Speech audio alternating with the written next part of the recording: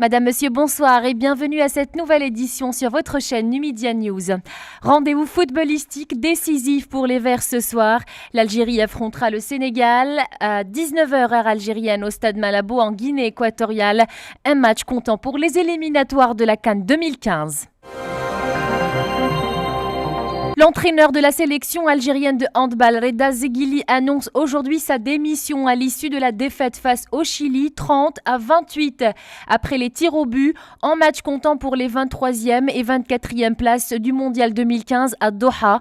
Officiellement, je suis partant après avoir fait le bilan de cette participation au championnat du monde, a déclaré Zeghili en conférence de presse.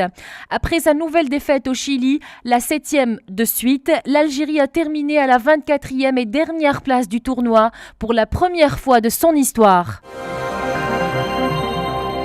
Troisième et dernier jour de la visite d'État du président du Niger à Alger à l'invitation du président de la République.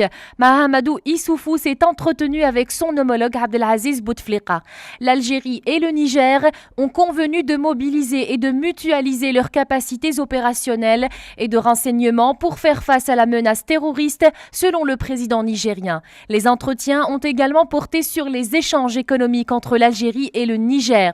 Mahamadou Issoufou a indiqué avoir abordé avec le chef de l'État les projets d'infrastructures africaines comme la réalisation de la transsaharienne, les projets de fibre optique et du gazoduc entre l'Algérie, le Niger et le Nigeria. Un terroriste a été capturé, une quantité de munitions et un fusil à pompe ont été récupérés par un détachement de l'armée nationale populaire dans la zone de Bouchriwa, commune de l'Khdaria dans la wilaya de Bouera, indique aujourd'hui le ministère de la Défense nationale. Une opération entrant dans le cadre de la lutte antiterroriste et le crime organisé. Par ailleurs, et dans le cadre de la sécurisation des frontières et de la lutte contre la contrebande et le crime organisé, 2 détachements relevant des secteurs opérationnels de Borj Beji Mokhtar et d'Ingezem ont arrêté dans 2 opérations distinctes 2 contrebandiers de nationalité algérienne et ont saisi un véhicule tout-terrain, 2 motos, une quantité de 1380 litres de carburant, un téléphone satellitaire et une somme d'argent de 3740 dinars, ajoute le ministère. L'Assemblée populaire nationale a adopté aujourd'hui le projet de loi de règlement budgétaire de l'année 2012 lors d'une séance plénière présidée par l'Arbi Ould Khalifa, président de cette institution parlementaire en présence du ministre des Finances Mohamed Jelleb.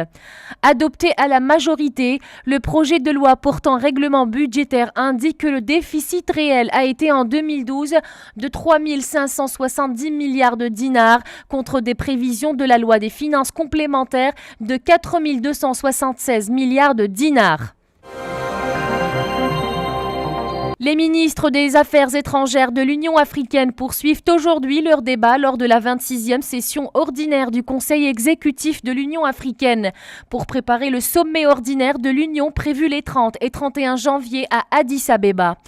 Lors de cette session ordinaire du Conseil exécutif, les ministres des Affaires étrangères de l'Union africaine, dont le chef de la diplomatie algérienne Ramtan Lamamra, qui conduit la délégation algérienne, vont poursuivre leurs travaux à huis clos et sera l'occasion pour délibérer sur les questions de l'ordre du jour du sommet de l'Union africaine dans le cadre de la préparation de la 24e conférence des chefs d'État et de gouvernement de l'Union.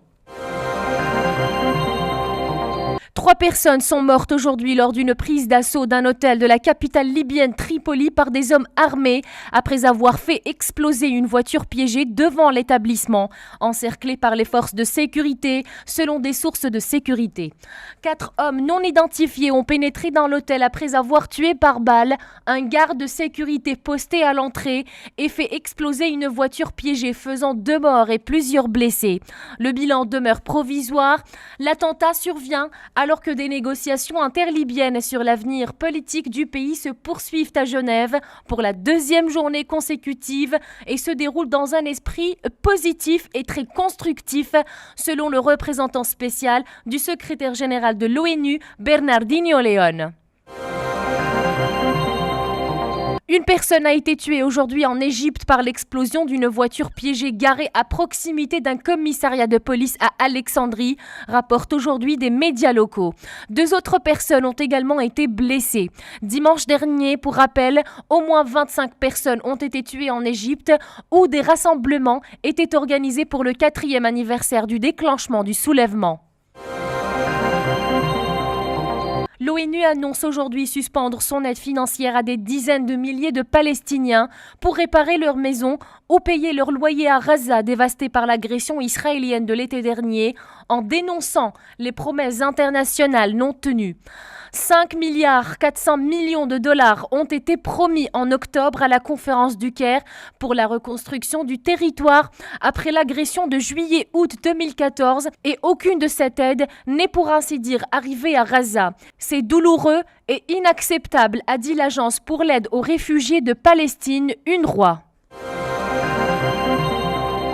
9 soldats ont été tués, 29 autres blessés en 24 heures dans les combats dans l'Est rebelle pro-russe de l'Ukraine, annonce aujourd'hui un porte-parole militaire.